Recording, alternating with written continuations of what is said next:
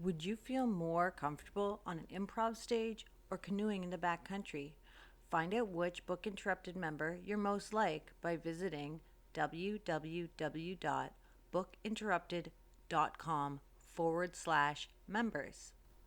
Parental guidance is recommended because this episode has mature topics and strong language. Here are some moments you can look forward to during this episode of Book Interrupted. Reading it this time, I was like, cheese and rice. This is intense.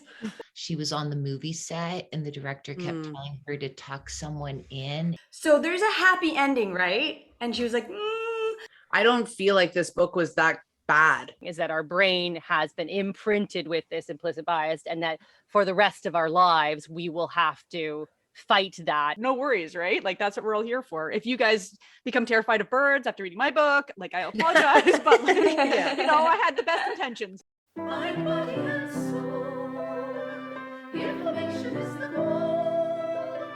Try to learn something new without being distracted. Mind, body, and soul. Information is the goal. Trying to learn something new without being disrupted. Mind, body, and soul. Inspiration is the goal. And we're gonna talk it out on Book Interrupted. Welcome to Book Interrupted, a book club for busy people to connect and one that celebrates life's interruptions. If you'd like to join along, this book cycles from January 3rd to February 13th. It's Leah's book pick, and we're reading What Happened to You by Dr. Bruce D. Perry and Oprah Winfrey.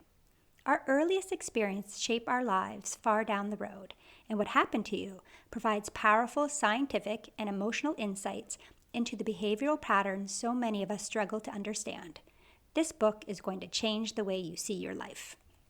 All right, so it's personal journal time. Let's see what the members of Book Interrupted thought outside the group.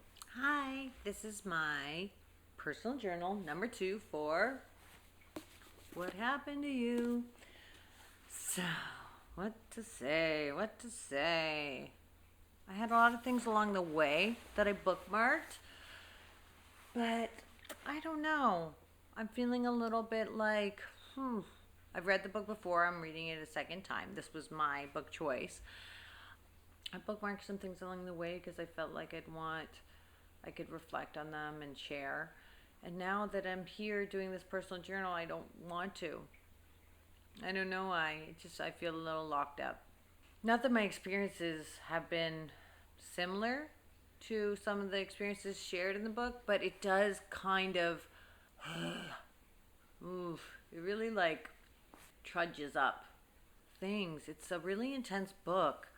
I don't know. It's funny how you remember a book and you're like, hey, I want to revisit that book. And then sometimes you remember it differently, maybe depending on where you are, what's going on with you. So I guess I'm feeling a little, I don't know, exposed or raw or rough. And I don't want to. I don't want to.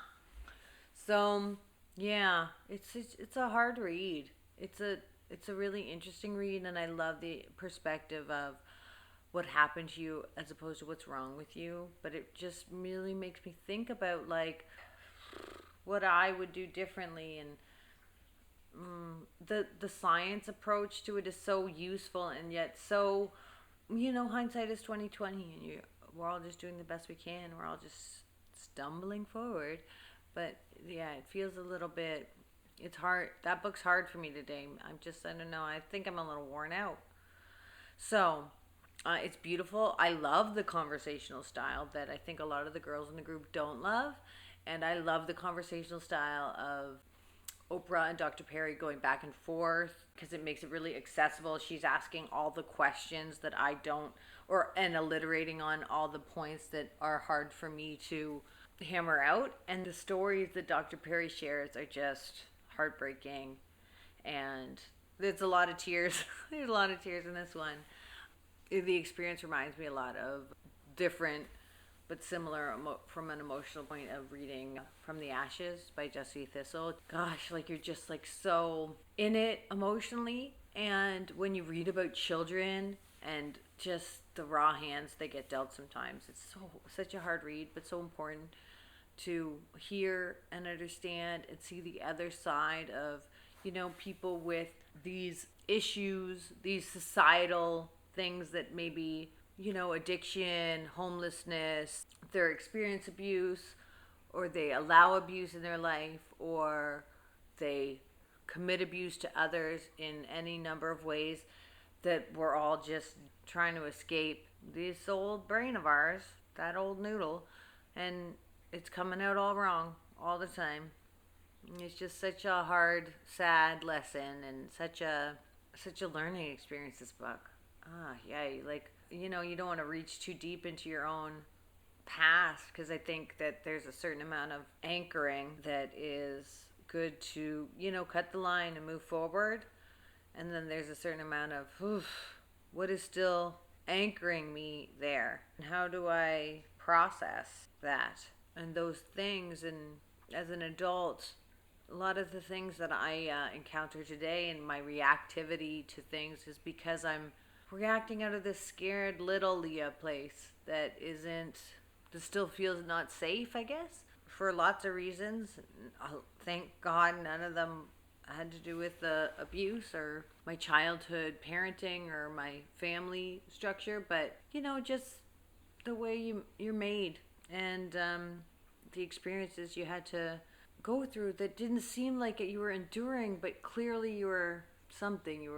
I don't know, I wish I had the right language. That's kind of the problem with all this whole book club thing, is like I just don't have the right language. I feel like I need to take an English class just to articulate correctly. So I don't know. I'm always really perpetually bummed out by my personal journals and my inability to talk about my point and land the fucking airplane. But I like the book. It's a hard read. I hope it's not too torturous for the rest of the group, and whoever else is reading it, I hope it does some great learning, and it's not too hard on you either. Okay, here we go. It's for you. It's my PJ number 2. I now would like to not even adjust, I guess, update, report on how it's going. I've read a little over 100 pages in Oprah Winfrey and Dr. Bruce Perry's book, What Happened to You? And I am, how can we put this? Let's say, first of all, I am very engaged in the content. The content is very engaging. But what should we call it? The format, this conversational delivery, is crazy making. Maybe that's not appropriate. It is contrived, I guess, is what really bothers me. I do not like information delivered in a way that is contrived, is the best word for it. So Dr. Perry will be like, trauma does this and trauma does that and blah, blah, blah, blah, blah, blah, blah. And then Oprah will go, you said this. Could you tell me a little more about that? And I just don't like those techniques for driving the quote unquote story. It really, I don't know, it makes me feel talked down to or something. I'm not sure. But it makes me not want to read the book, which is crazy, because other than that, the conversational way, it's a fake conversation, I guess, is my problem. You can hear like the intention of the question that Oprah's asking, like it's being driven. So it's not a natural conversation, I guess. And I had this book when I was in school that was done in the same way. It was worse though. Well, I mean, maybe not. It was set up like there were characters, right? So they had like little graphics, and I think one was a big Q and one was a big A. And the way that it worked was the beginning of the chapter would begin with like some content, right? And it would not be delivered by Q or A. It would be maybe a narrator or whatever, right? Like you would just read the content, and then these Q and A people or characters would interact, have a conversation about the content afterwards. And it was just like your HPA access, gets developed when you're really young. And so the amount of stress that you are exposed to and the amount of support that you have when that stress is going on, and whether it's chronic or like whatever, right? And blah, blah, blah, blah, blah. And then the Q character, who was at least came off as the dumb one, would be like, but wait, I don't understand. Like, I can't think of a good example. There would be like a word, like a homonym, and they'd be like, but he said this. Does he mean this? And then the answer one would be like, silly Q, no. In psychology, this term actually means this. And I wish I had a better answer than a bunch of blanks to fill in. I'm hoping that I'm getting the message across regardless of my inability to come up with tangible examples of it. Anyways, I just dislike it because I feel like it insults the reader. And who knows, maybe it's my own personal problem. I don't like material being delivered to me in that way. I mean, maybe if you were a child? I don't know. It's probably my own personal issue, but I wish I could just read it for what it is instead of having this like song and dance attached to it where it's like driven through an inauthentic conversation. So that's it. I don't know what to say now. Like, I was excited to read it and I started reading it and then it went on and on. Like Oprah's, it's even divided up by color. So it's not as bad as my psych text, which was a cartoon Q and A who, talk to each other. But this is divided by color. So Oprah's blue and Dr. Perry's is black and like they're ink. And so you know who's speaking. Like, I don't even need that. Although I will say something positive about that. The art attached to this book is just like watercolory and stuff. And so it is in the shades of blue that Oprah's text is in. And so I do like the continuity of the design theme anyways. But I dislike the delivery of the material. That is all. Okay, Kara here to talk a little bit more about What Happened to You by Dr. Bruce Perry and Oprah Winfrey. I don't really want to give another personal journal insight, not because the book isn't good. Like, it is great. I really, really, really am enjoying this book. It's just a hard book to talk about because it covers really triggering topics like trauma. That's what it covers. It covers trauma and the spectrum of what we can consider traumatic. So is it a fun read? No. Is it deeply insightful? Does it have a whole heck of a lot of knowledge and wisdom, as well as like even like quantitative research? Absolutely. Yes, it's jam-packed full of that, but I don't want to get into it. I don't want to share my deep, dark secrets. I can tell you that reading the book is impacting me. I would put it in the category of like a positive impact, but with that positive impact comes a lot of reflecting, some deeply uncomfortable moments, whether that is through like reading, the author includes like different case studies as well.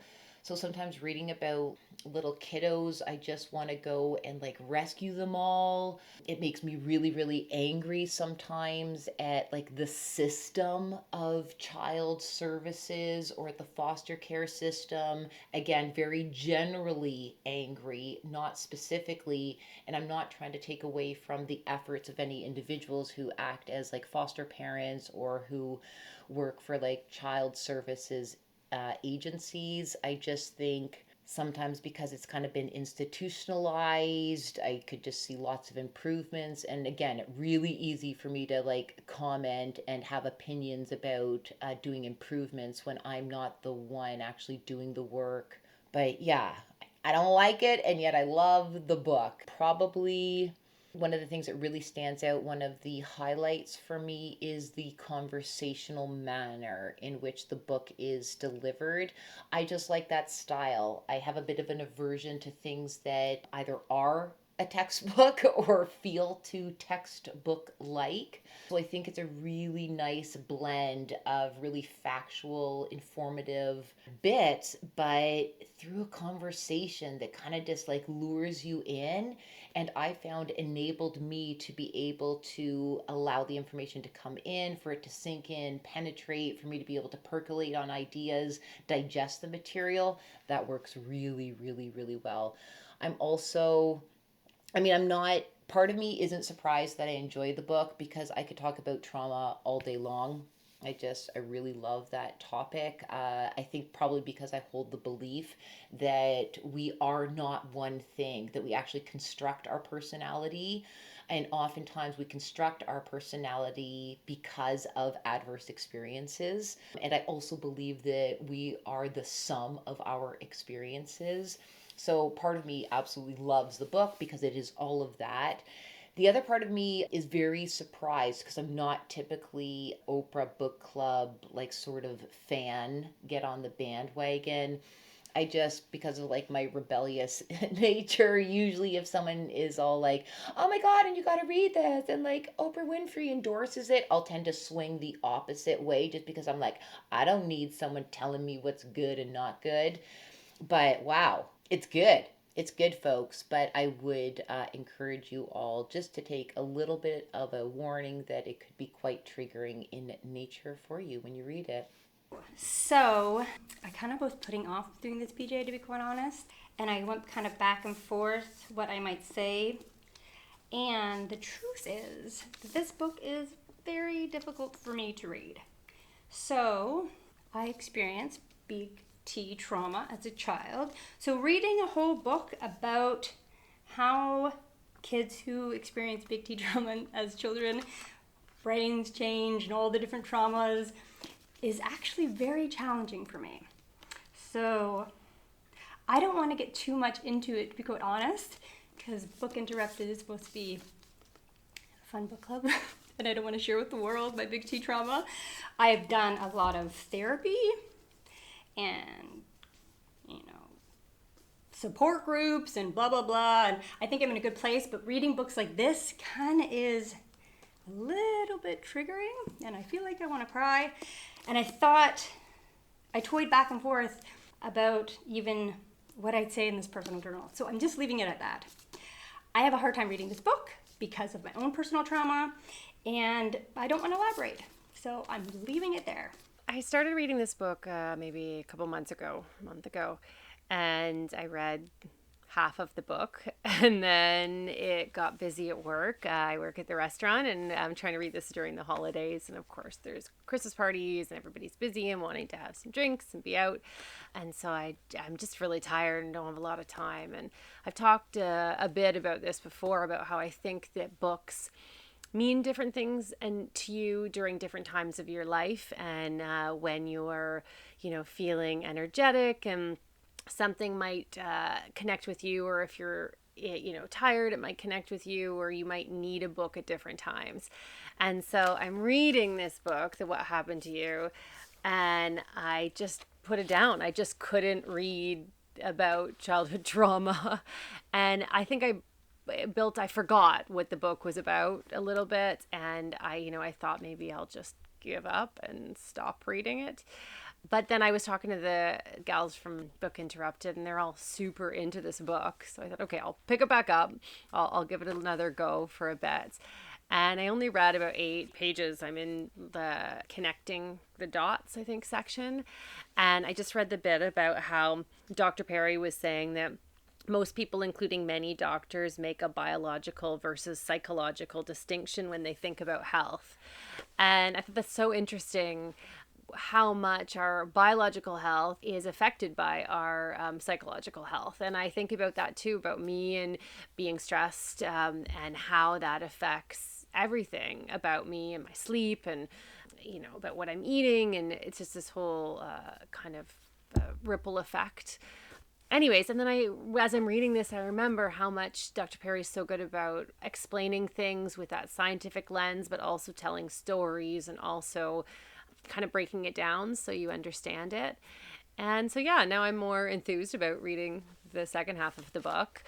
Yeah, I mean, I'm still not sure this is my, I'm so excited to read this, but I think it's a really good read and a really important read to help me understand maybe things that happened in my own life and things that happened in other people's lives that have experienced trauma, how that affects them.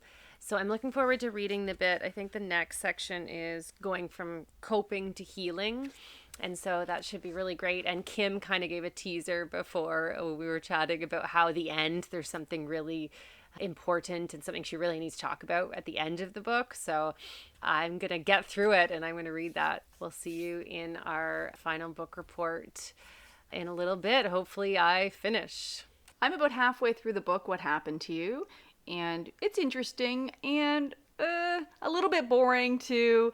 I don't think the conversational style is for me. I had another book once that was conversational style and I didn't really like it.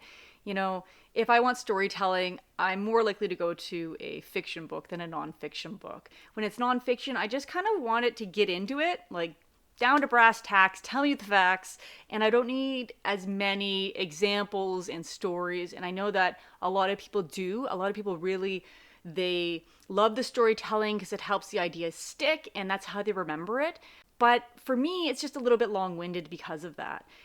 You know, maybe I'm just not the audience for this book. There's some interesting stuff in it, though. Like, he was talking about, said something about deja vu, and how that sense of deja vu could just be that you've noticed some kind of association that could be a sight or a smell that you don't really recognize, and it's attached to some kind of memory and you're not really sure.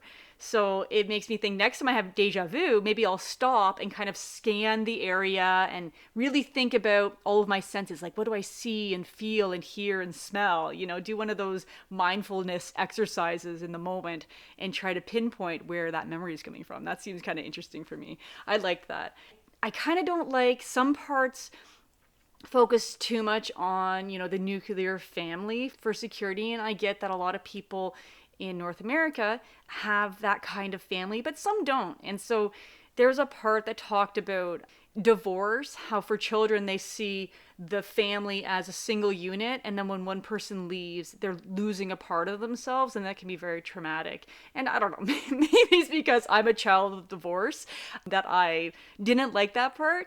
But you know, some people aren't just like two parents and the kids. They have like, there's a lot of different types of families out there. And sometimes it's a good thing when one of the parents leaves. And, you know, some single parents are just killing it, right? They've made like a really nice, safe environment where a child can thrive and they're not traumatized by just having a single parent or whatever. So maybe I'm being overly sensitive about that part. So there might be some parts there that other readers might be a little overly sensitive about, but overall I think it's pretty good. I mean, it's talking about trauma, right? And everybody's lives are unique and their trauma is going to reflect that as well. Things that one person finds traumatic, another person might not at all. So anyway, I was a little worried about getting through this book, and again, I'm about halfway through, so I think I'll finish it. And I think there'll be some interesting conversations. It's got a lot of stuff in it. I don't know what the group's going to end up talking about in the end, because it does talk about a whole bunch of stuff. Yeah, I don't know if I've learned anything new in particular, but it's nice seeing a lot of stuff I've learned in the past kind of all in one spot. That's pretty good. That's about it. I didn't take too many notes yet. But again, I think it's probably because like this storytelling style of the book. We'll see what I think when I'm all done. I haven't gotten to the part where they're talking about healing. So far, it's just all like trauma. And so now we're going to talk about the healing part, which I am looking forward to because, I don't know, I've got trauma in my life. So I work hard on trying to make that not interfere with the people I love and try to learn to grow and be in charge of myself and the master of my emotions and my triggers and stuff like that. So maybe there'll be some tips that I can use. This interruption is brought to you by Unpublished. Do you want to know more about the members in Book Interrupted? Go behind the scenes? Visit our website at www.bookinterrupted.com. Book Interrupted. My interruption is 4 visitors showing up at 2 a.m. The visitors, a mama bear and 3 little bear cubs. They're going around the neighborhood knocking over garbage cans, and normally I keep ours in the garage, and this time I forgot. Luckily, we didn't have anything of interest in our garbage can. However, they had found a garbage from one of the neighbors and was eating it on our front lawn. And we didn't realize it was from the neighbors until we started cleaning it up, and it was not like our garbage, I guess. Cleaning up someone else's garbage is grosser for some reason.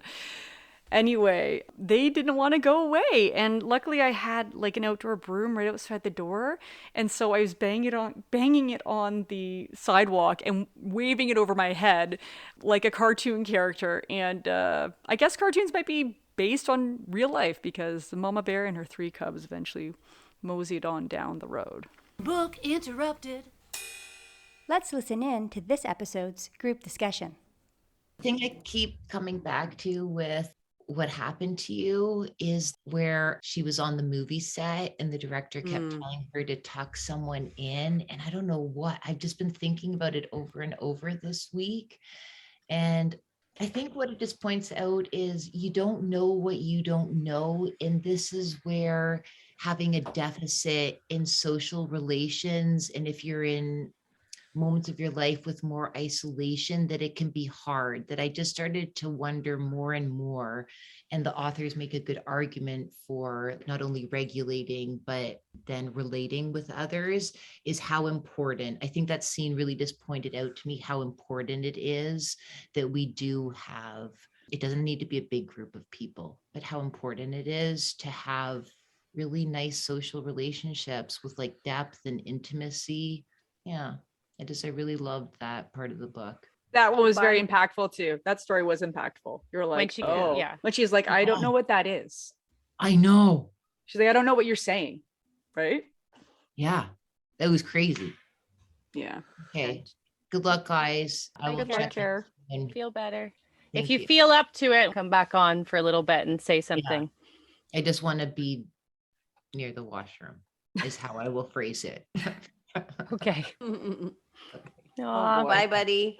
Feel better. Bye. Thank you. Bye. Oh, poor Care Bear. All right, Sarah, do you want to, who starts? It's this Leah's book? book. Okay. I feel really bad about choosing this book. The first time I read this book, I said this in my book report, I read it this summer, and I found maybe because I was co-reading it with From the Ashes, maybe it didn't feel so bad because it was like I was already reading the saddest story. That it was like, this one's like, meh. She turned out all right. So I think that's part of it. Or maybe it was the summertime and I was in a lighter place and I was, in a better mental state. I don't know, even where I can't remember, but reading it this time, I was like, cheese and rice. This is intense. Like, it was just like harder this time. It just like hurt more. And it hurt to listen to, because Dr. Perry works with children, I think almost exclusively, it was just harder to hear these poor little babies and how rough it is for some of them. And then because I had recommended the book to the group, I felt extra like, damn, this is like, because you can't help but think about your own makeup and why you do the things you do and your own reactivity or weird habits or OCD, whatever it is that your special little package is. And then it just makes you think of like, fuck, why do I do that? And sometimes ignorance is bliss. And sometimes you don't want to think about those things. And for good reason, as it turns out, scientifically, your brain is protecting you. So sorry, guys. Sorry. Yeah. That's that. I feel bad. I think the thing too is when you read a book like this, if you have like coping mechanisms naturally that occur naturally, because that's what we do as humans, right? As we try to adapt. Is sometimes you don't realize that it's affecting you until you're like, why am I being triggered by this other thing that doesn't normally get to me? And you're like, oh, there's all this background stress going on that like my brain's thinking about these things or whatever. Yeah. Books like this are a little intense. But it's okay, Leah. You picked a book that you thought would be good. So no worries, right? Like, that's what we're all here for. If you guys become terrified of birds after reading my book, like, I apologize, but like, I had the best intentions picking it. Terrified of birds. It was all best intentions, I guess. Yeah. I didn't finish the book, sorry. But I did get really close. I did start skimming because I was like, and so I got like almost, I think the last chapter.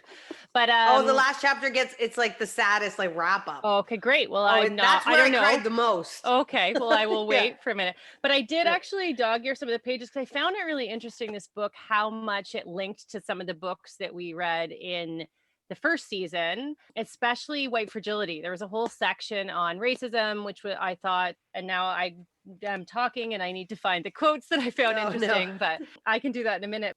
It's like another layer on that idea of racism and how, hold on, you guys talk amongst yourself and I will find the quote because now We Yeah, could I talk can't about remember what the it was, the special packages or whatever Leah was bringing up. I had another not being able to make a funny joke about balls moment when Leah was like our special packages, and I Our was like, special oh. packages.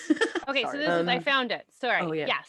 Oprah's asking questions. And then Dr. Perry says about how children, when you're younger, like the implicit bias of when you're younger, if you don't come across somebody who looks different and you only see, so say white children are seeing only Black people portrayed on media as being violent criminals or whatever, then as a child, you're always going to have like that imprints in your brain. So as you get older, every time that you meet a Black person, you will go to that and then you will be like, oh no, actually that's not true, but because it's been imprinted in your brain. And so but he's talking about also like a role of an interaction between an inexperienced white cop and a confrontation with a Black teenager late at night. Say that child, the only relationship they've ever had with a white person was when they pulled over their father and they were threatening and all of this stuff. Then that child also thinks, goes to white cops are going to be scary people all the time. And so what we're exposed to as children, then that's where our implicit bias comes from, is what he's saying, is that our brain has been imprinted with this implicit bias, and that for the rest of our lives, we will have to fight that, anything that we've learned as children. Something like that. Does that make by sense? replacing it with new experiences, so you can try to shift that bias. And if you never, which is why representation is so important, if you only see a certain portrayal, a certain stereotype, then you're never going to be able to replace that, especially since we're all bombarded by screens all the time, right? Yeah It made me also think of, well, it just reiterated on the race topic and in actually all topics, because I have a young child, like, God, I gotta get after it. Like, not just like I gotta like get out there and like expose Max to more stuff, which I mean, that's just as a parent, you kind of want to expose your kid to lots of learning opportunities. But like, it really made me reflect on like the stuff you can't take back as a parent too. It made me like anxious. I had really bad postpartum and I was like, fuck, I really fucked her. I really fucked her already. Like, how did I fucking manage this already? I was like, the science of it. And I know she is, of course, fine and will be fine and all that good stuff. But those really early stuff of being not at my best anyways, not being as present as I could have been in those first 2 months of her life where I just did not stop crying. And felt like an out of body experience. I was so awfully sick.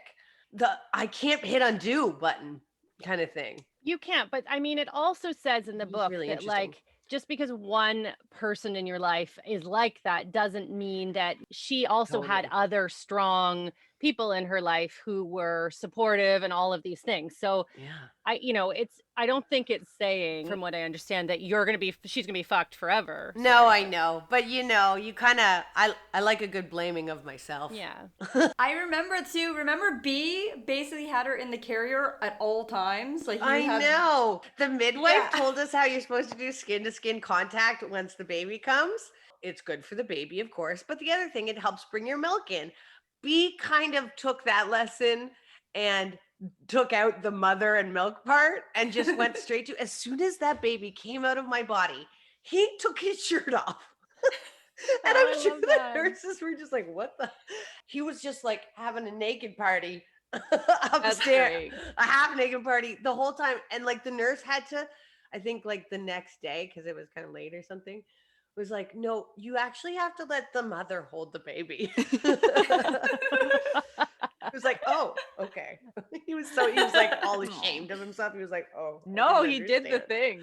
When Elsa was born, I didn't touch her for the first 3 hours because they had not enough nurses in maternity. And so they put me to recover, because they gave me a C-section, put me to recover in a different place. And then it was shift change.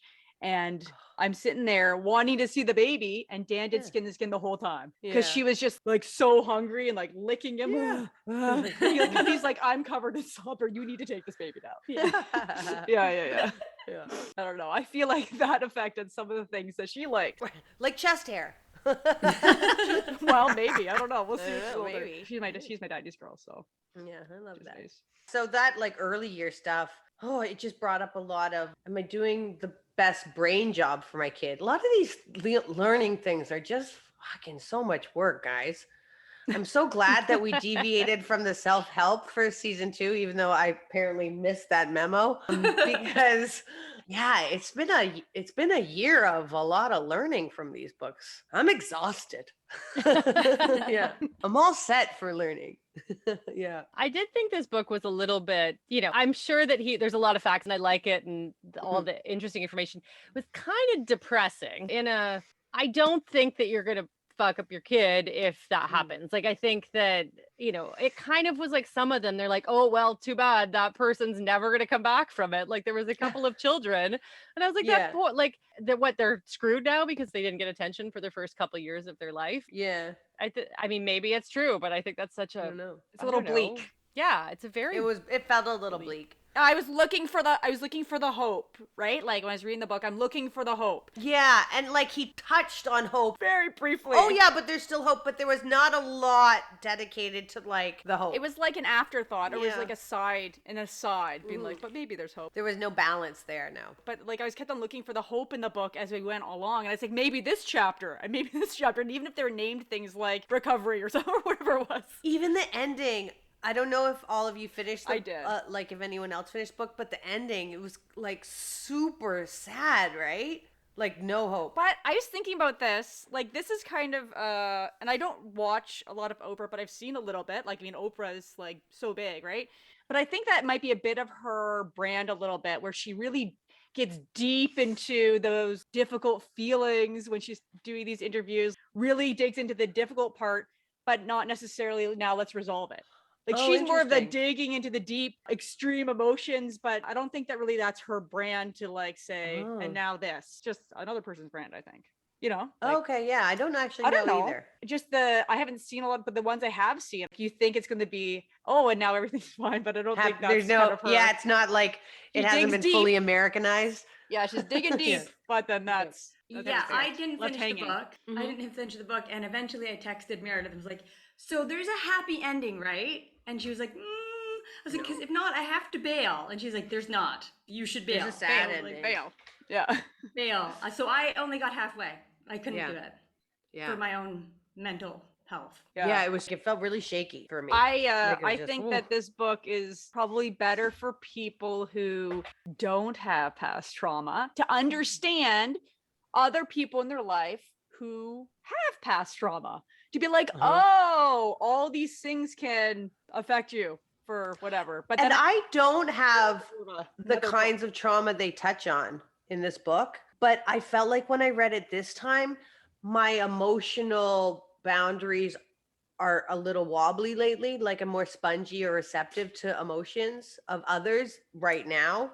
Whereas when I read it the first time, I think we were still in a lockdown. So I wasn't seeing many people or thinking about others all that much. So it felt very, this interesting. time, that's what I kept thinking about is like, oh, my girlfriend who has a relatable story, or a child, one of my niece's friends who has a friend who's in foster care. Like I kept doing that and it was so challenging because it was too spongy. Oh, Sarah, it's just the bronchitis, right? You got something in your eye? I'm sorry, buddy. This is a hard book for It was a hard some of book. I us. felt like a real fucking asshole. Okay, can I change the subject to less hard? Do you want Well, to take a minute first? Yeah. Do you want to walk away for a couple? I'm just gonna take a second and come back. Okay. Well, don't Kim, worry. why don't you talk about your what? Well, I feel like an asshole because I don't feel like this book was that bad. I'm trying to examine why, right? But I think that there's a couple different things about it. So my curiosity has always been in understanding this kind of thing too, specifically. So I feel like there could be some desensitization because this isn't the first time I've read about this topic and these ideas. That makes sense to me. I also think that I am potentially good at dissociating and or compartmentalizing. So if I'm like putting on my research hat, like my scientist hat, then I can read all about everybody else's pain and like keep it away from my pain. And sometimes successfully and sometimes not. Sometimes it does hit me, but this book didn't. I think maybe also the fact that I was irritated that it was delivered in this contrived conversation kept me not sensitive enough. You know what I mean? Because I was like, fuck, these guys are pulling me along, telling me everything they want me to know in this fake conversation or I something. didn't like So the conversation either. That is not my favorite style of yeah, writing. I really didn't like that style. But as far as like happy endings and like the information in this particular book, I feel like it's like a starter book for someone to understand how trauma can have an impact. I don't think it was like a finisher book to say how people can experience success after experiencing trauma in their lives. And I think that to say, you know, to Leah's point, these things happened at this age group, so now my kid's fucked, is too simple, right? Like it's extremely complex. And this is almost an attempt to simplify it, I think, so that like the greater public can have a solid comprehension of it. And I think the stories are extreme stories. And I think that trauma is like on a spectrum. So, and people sometimes say little t trauma, big T trauma, or however they describe. I mean, there's obviously some incredibly traumatic experiences that people have had, and those things have an impact. But there's also like, it's not that simple either, right? Because you can have this person who had this happen and they become a serial killer. And then you have this person who had the exact same thing happen and they become a hunter of serial killers. You know what I mean? Like the two, like I've been watching the Dexter reboot. right? But like it either like propels you into amazingness or propels you right into the repetition of the cycle, right? And I think what this book doesn't spend a lot of time on, which is probably what freaks everybody out too, because it's not there. So this is where the hope is in something called resilience factors, right? So like Mare didn't have her baby for 3 hours, but that baby was attached to another human skin. So that evens out. The same thing with Leah. Leah had a tough time. She had a super on top of it partner, right? So, and again, it's all on a spectrum. It's not always like this evenness. I think because this book had an intention to inform like the general population in a way that the general population can understand. So some average kind of simplified version of how trauma kind of presents, it did sacrifice a lot of nuances. And sometimes we've called it the hope and all these other things. So I didn't really like this book. I thought it was okay for like intro to like brain structure and how, I don't even know. But I also thought the chapters were way too long. There was like 4 chapters in the book. It was so long. It was, and for someone who likes to like complete a chapter to like consume, right? Like it was so hard. That made me mad too. I was like, when is this conversation going to end? Stop asking questions, Oprah. Like, Get it together. yeah. So, I mean, I understand why this book would be upsetting to whoever it upsets for sure. I feel like some weird, I don't know, robot or maybe feeling denier because it wasn't that hard for me to read. But then I'm repeating myself for all of the reasons I already stated, previous exposure, a lot of deeper dives into this topic and stuff, maybe. But the nuance, like you're saying, the nuance, like, you know that some people are more sensitive than others. Yeah, and the fact that you know the nuance. just biologically, You know about the Yeah. nuance already. and what can be done and what can help and stuff. It's when like a study looks at, or when we look at risk factors for anything, like when they say like your risk factor for diabetes or whatever, if you eat this and you're going to get diabetes, but that's just an average. That's not everybody. And this book makes it look like if this happens, Yes. this happens. And it's not that. It's like risk Yeah, it's like factors the does not A-score mean thing, it's going to right, happen. Which I think, yeah, the Right. A-score thing that they touched on, it's like it's not nuanced enough, and it was only tested on like, I don't know, Right. like White like people, maybe that's 50-year-old the white highly- guys or something. I don't know. Right. And maybe that's the highly sensitive people that this is happening to. It's like there's this chap Yeah. that really bothered me, and it had some quote from from somebody saying like families get divorced, it's like a part of that child's being ripped away from them or whatever. It was something like that. And I was Like a well, death. It talked about it that's like it just was like very- it's like a death. Yeah. it's centering on like the nuclear family, right? It's just saying, it's just looking at that, you know, and for some, depending on how your life is, like that might not be the case. It's very generalized. And I think that's probably what you're thinking too. Like Kim knows I like to learn about trauma and like the changes in the brain, all these things as well. And I found this one was just focusing a lot on the bad and kind of didn't really focus as much on the nuance. But I do, like you're saying, it's for like the general population as a starter. And I feel like Yeah. it focused on the science and it used really human stories, right? And then, but it didn't bridge that space where like to comfort, you know what I mean? The people who would really empathize with the human stories. They used these human stories to like example the scientific concepts they were trying to teach. And there was no in between where it was like, it's okay. Like they did it without empathy, I guess, really. They like introduced these crazy stories and then they were like, and this is what happens to your brain. Yeah. The end. Like, I don't know. Yeah, no empathy. There's You're right. something That's exactly missing. what happened. There Which was. is It was like it was hopeless. It felt like a hopeless book. Which is not true. Especially- Okay. Which is So not true. It's not, Not true. The idea is that you gain this baseline understanding of how what happened to you affected you, so that then when you move forward, you can begin to make informed choices in your behavior based on your understanding of why I might feel a little more upset about this than what seems like everybody else does. It doesn't mean it's not okay. It doesn't mean I'm not going to experience success. What it means is, this is why I feel what I feel. And now I know how to try to proceed, or I know what coping skills to use. Right. To try to be more mindful of your reactions. Yeah. Know where they came from. I want to self-correct too. I said resilience factors, and what it actually is protective factors. Yes. Like it's not a all or nothing situation. There's a lot in the math. Like everything with humans, it's all very complicated and nuanced, right? Like, and we Absolutely. don't understand all of it yet. Yeah, either. the book. Yeah. The book made it feel like this is the science and the story. Like it's Yeah. like, this is the absolute truth. That's how it was Yeah. written. So then when And you're I fucked. stepped away, Yeah. yeah. So when I stepped away from the book, then started thinking about it. I'm like, no, this is his opinion.